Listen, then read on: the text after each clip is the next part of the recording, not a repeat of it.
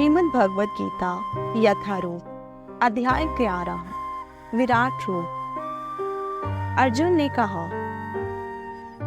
अपने जिन अत्यंत ग्रह आध्यात्मिक विषयों का मुझे उपदेश दिया है, उसे सुनकर अब मेरा मोह दूर हो गया है।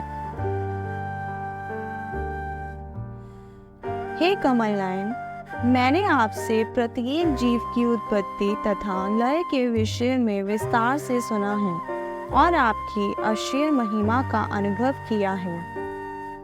हे पुरुषोत्तम, हे परमेश्वर, यद्यपि आपको मैं अपने समक्ष आपके द्वारा वर्णित आपके वास्तविक रूप में देख रहा हूँ, किंतु मैं यह देखने का इच्छुक हूँ कि आप इस दृष्टि जगत में किस प्रकार प्रविष्ट हुए हैं। मैं आपके उसी रूप का दर्शन करना चाहता हूँ। हे प्रभु, हे योगेश्वर, यदि आप सोचते हैं कि मैं आपके विश्व रूप को देखने में असमर्थ हो सकता हूँ, तो कृपा करके मुझे अपना असीम विश्व रूप दिखलाइए। भगवान ने कहा, हे अर्जुन, हे पार्थ, अब तुम मेरे ऐश्वर्य को सैकड़ों हजारों प्रकार के देवी तथा विविध रंगों वाले रूपों को देखो। हे भारत, लो तुम आदित्यों, वसुओं, रुद्रों, अविनाश कुमारों तथा अन्य देवताओं के विभिन्न रूपों को यहाँ देखो। तुम ऐसे अनेक ऐश्वर्यमय रूपों को देखो, जिन्हें पहले किसी ने ना तो कभी देखा है ना सुना है। हे अर्जुन, तुम जो भी देखना चाहो उसे तत्क्षण मेरे इस शरीर में देखो। तुम इस समय तथा भविष्य में भी जो भी देखना चाहते हो, उसको यह विश्व रूप दिखाने वाला है। यहाँ एक ही स्थान पर चर अचर सब कुछ है, किंतु तुम मुझे अपनी इन आंखों से नहीं देख सकते, अतः मैं तुम्हें दिव्य दृष्टि दे रहा हूँ। अब मेरे योग ऐश्वर्य को देखो। संजय ने कहा, हे राजा, इस प्रकार कहकर महायोगेश्वर भगवान ने अर्जुन को अपना विश्व रूप दिखलाया। अर्जुन ने उस विश्व रूप में असंख्य मुख, असंख्य नेत्र तथा असंख्य दृश्य देखे। यह रूप अनेक देवी आभूषणों से अनुकलित तथा और अनेक देवी हथियार उठाए हुए था। यह देवी महिलाएं तथा वस्त्र धारण किए तथा और उस पर अनेक दिव्य सुगंधियां लगी थी। सब कुछ आश्रम में तेज में असीम तथा सर्वत्र व्याप्त था। यदि आकाश में हजारों सूर्य एक साथ उदय हो तो उनका प्रकाश शायद परम पुरुष के इस विश्व रूप में तेज की क्षमता कर सके। उस समय अर्जुन भगवान के विश्व रूप में एक ही स्थान पर स्थित हजारों भागों में विभक्त ब्रह्मांड के अनंत अक्षों को देख सका। तब मोहग्रस्त एवं आश्चर्यचकित रोमांचित हुए अर्जुन ने प्रमाण करने के लिए मस्तक झुकाया और वह हाथ जोड़कर भगवान से प्रार्थना करने लगा। अर्जुन ने कहा, हे भगवान कृष्ण, मैं आपके शरीर में सारे देवताओं तथा अन्य विविध जीवों को एकत्र देख रहा हूँ। मैं कमल पर आसीन ब्रह्मा, शिवजी तथा समस्त ऋषियों एवं दिव्य सर्पों को देख रहा हूँ। हे विश्वेश्वर, हे विश्वरूप, मैं आपके शरीर में अनेकानेक हाथ, पेट, मुंह तथा आंखें देख रहा हूँ, जो सर्वत्र फैले हैं और जिनका अंत नहीं है। आप में ना अंत दिख रहा है, ना मध्य, ना आदि। आपके रूप को उसके चकाचौंध तेज के कारण देख पाना कठिन है, क्योंकि वह प्रज्वलित अग्नि की भांति अथवा सूर्य के अपार प्रकाश की भांति चारों ओर फैल रहा है तथा तो भी मैं इस तेजस्वी रूप को सर्वत्र देख रहा हूँ, जो अनेक मुकुटों, गदाओं तथा चक्रों से विभूषित है। आप परम आधिक्य वस्तु है। आप इस ब्रह्मांड के परम आधार ऐश्वर्य हैं। आप अव्यय तथा पुराण पुरुष हैं। आप सनातन धर्म के पालक भगवान हैं। यही मेरा मत है। आप आदि, मध्य तथा अंत से रहित हैं। आपका यश अनंत है। आपकी असंख्य भुजाएं हैं और सूर्य तथा चंद्रमा आपकी आंखें हैं। मैं आपके मुख से प्रज्वलित अग्नि निकलते और आपके तेज से इस संपूर्ण ब्रह्मांड को जलते हुए देख रहा हूँ। यद्यपि आप एक हैं, किंतु आप आकाश तथा सारे लोकों एवं उनके बीच के समस्त अवकाश में व्याप्त हैं। हे महापुरुष, आपके इस अद्भुत तथा अभयानक रूप को देखकर सारे लोग भयभीत हैं। देवों का सारा समूह आपकी शरण ले रहा है और आप में प्रवेश कर रहा है।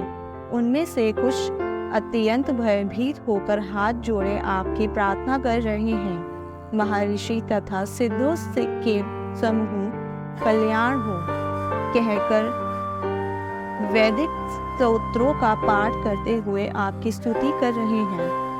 शिव के विविध रूप आदित्यगण, वसु, साध्य, विष्णुदेव दोनों, अविष्णु कुमार, मरुद्रगण, पुत्रगण, गंधर्व, यक्ष, असुर तथा सिद्धदेव सभी आपको आश्चर्यपूर्वक देख रहे हैं।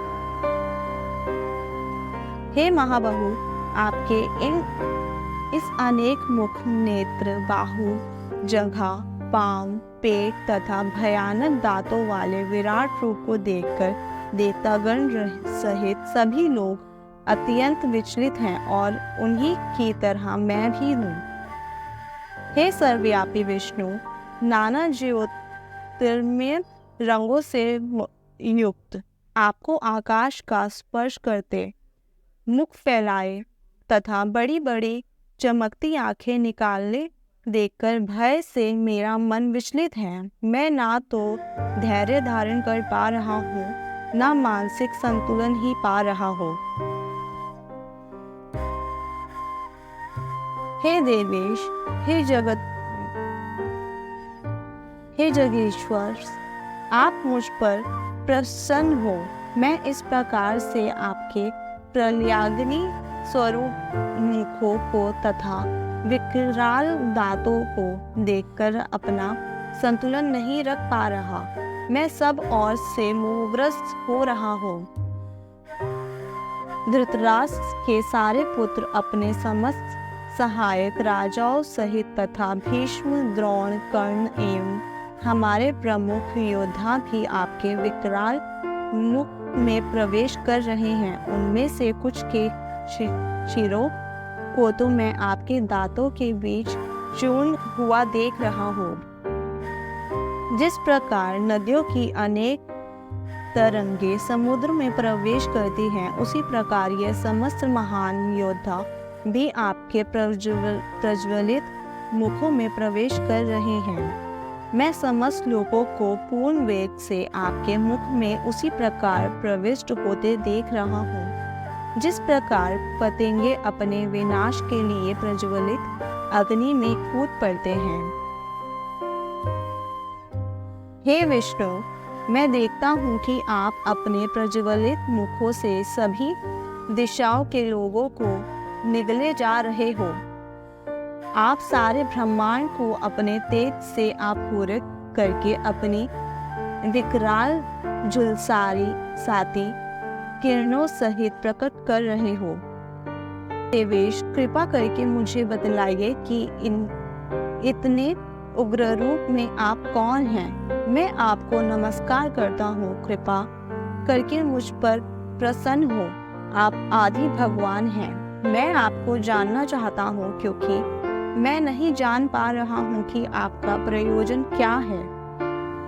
श्री भगवान ने कहा, समस्त जगतों को विनष्ट करने वाला काल मैं हूँ और मैं यहाँ समस्त लोगों का विनाश करने के लिए आया हूँ। तुम्हारे पांडवों के सिवा दोनों पक्षों के सारे योद्धा मारे जाएंगे।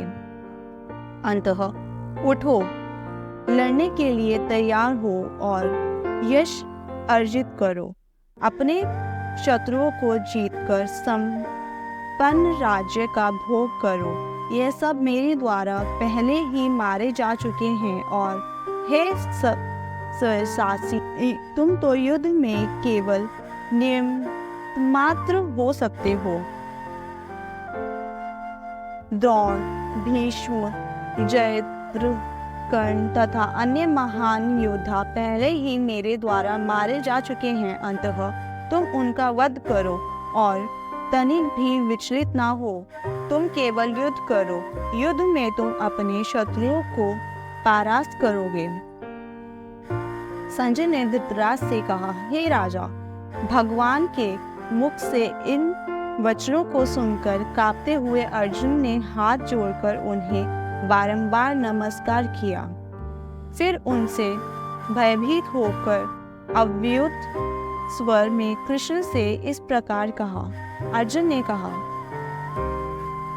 हे ऋषिकेश, आपके नाम के स्वर्ण से संसार हर्षित होता है और सभी लोग आपके प्रति अनुरक्त होते हैं। यद्यपि सिद्ध पुरुष आपको नमस्कार करते हैं, किंतु असुरगण भयभीत हैं और इधर उधर भाग रहे हैं। यह ठीक ही हुआ है। हे महात्मा, आप ब्रह्मा से भी बढ़कर हैं। आप आदि स्रष्टा हैं, तो फिर वह आपको सादर नमस्कार क्यों ना करें। हे अनंत, हे देवेश, हे जगदीश, आप परम स्तोत्र, अक्षर, कारणों के कारण तथा भौतिक जगत से परे हैं। आप आदि देव, सनातन पुरुषों तथा इस दृंजन जगत के परम आश्रय हैं। आप सब कुछ जानने वाले हैं और आप ही वह सब कुछ हैं जो जानने योग्य है।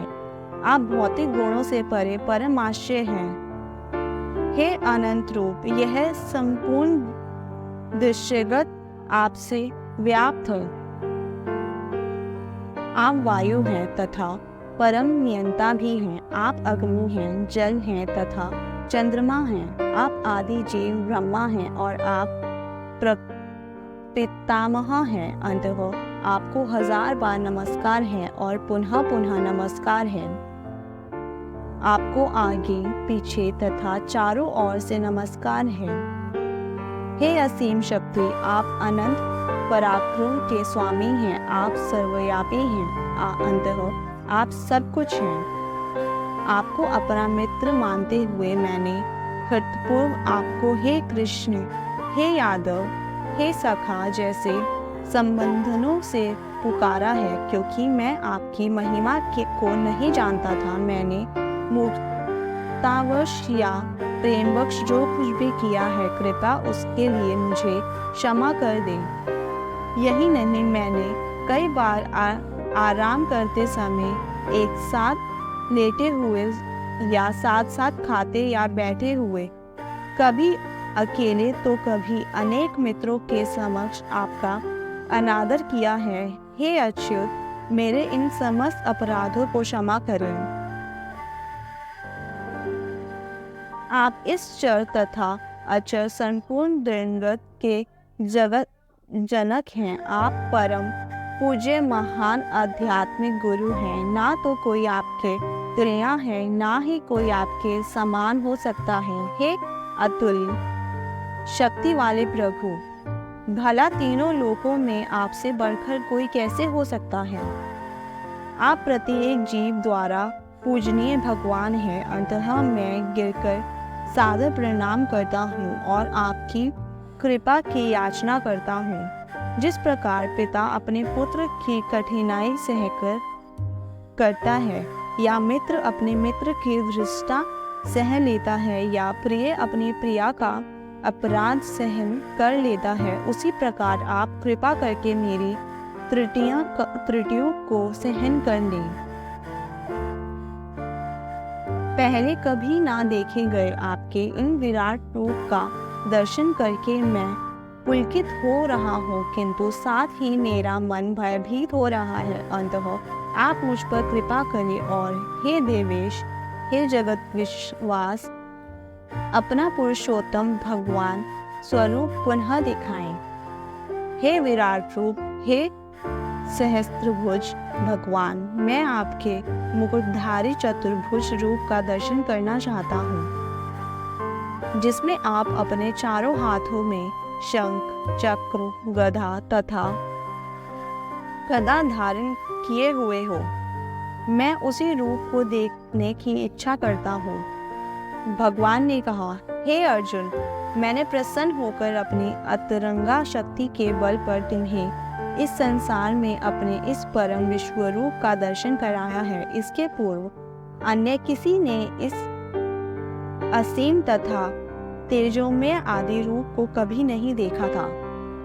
हे कुरुश्रेष्ठ, तुमसे पूर्व मेरे इस विश्वरूप को किसी ने नहीं देखा, क्योंकि मैं ना तो वेदवादनों के द्वारा, ना यज्ञ, दान, पुण्य या कठिन तपस्या के द्वारा इस रूप में इस संसार में देखा जा सकता हूँ। तुम मेरे इस भयानक रूप को देखकर अत्यंत विचलित एवं मोहित हो गए हो। अब इसे समाप्त करता हूँ। हे मेरे भक्त, तुम समस्त चिंताओं से पुनः मुक्त हो जाओ। तुम शांत चित्त से अब अपना इच्छित रूप देख सकते हो। संजय ने धृतराष्ट्र से कहा। अर्जुन से इस प्रकार कहने के बाद भगवान कृष्ण ने अपना असली चतुर्भुज रूप प्रकट किया और अंत में 2 भुजाओं वाला अपना रूप प्रदर्शित करके भयभीत अर्जुन को धैर्य बढ़ाया। जब अर्जुन ने कृष्ण को उनके आदि रूप में देखा तो कहा, हे जनार्दन, आपके इस अति सुंदर मानवीय रूप को देखकर मैं अब स्थिरचित हूँ और मैंने अपनी प्राकृत अवस्था प्राप्त कर ली है। श्री भगवान ने कहा, हे अर्जुन, तुम मेरे जिस रूप को इस समय देख रहे हो उसे देख पाना अत्यंत दुष्कर है। यहाँ तक कि देवता भी इस अत्यंत प्रिय रूप को देखने की ताक में रहते हैं। तुम अपने दिव्य नेत्रों से जिस रूप का दर्शन कर रहे हो उसे ना तो वेदवान से, ना कठिन तपस्या से, ना दान से, ना पूजा से ही जाना जा सकता है। कोई इन साधनों के द्वारा मुझे मेरे रूप में नहीं देख सकता। हे अर्जुन, केवल अन्य भक्ति द्वारा मुझे उस रूप में समझा जा सकता है जिस रूप में मैं तुम्हारे समक्ष खड़ा हूँ, और इसी प्रकार मेरा साक्षात दर्शन भी किया जा सकता है। केवल इसी विधि से तुम मेरे ज्ञान के रहस्य को पा सकते हो। हे अर्जुन, जो व्यक्ति सकाम कर्मों तथा मनोरथ के कल्पमोक्ष से मुक्त होकर मेरी शुद्ध भक्ति में तत्पर रहता है, जो मेरे लिए ही कर्म करता है, जो मुझे ही जीव लक्ष्य समझता है और जो प्रत्येक जीव में मैत्र भाव रखता है, वह निश्चय ही मुझे प्राप्त करता है। हरे कृष्ण।